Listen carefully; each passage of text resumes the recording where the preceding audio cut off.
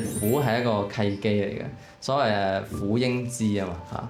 咁所以大家如果要學習解脫啊，學習修行咧，咁其實第一步已經成就啦嚇，因為你知道何謂苦，咁然後你係尋求一個解脫嘅。我就係心經念心經醫好我個心，咁佢淨係前邊呢句觀自在菩薩。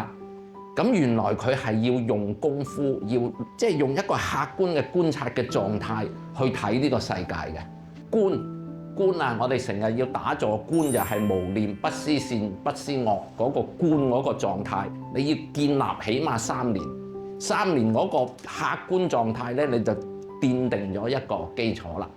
喺呢個咁簡單嘅心經嘅時候，我哋行持六度波羅蜜，咁後邊係點啊？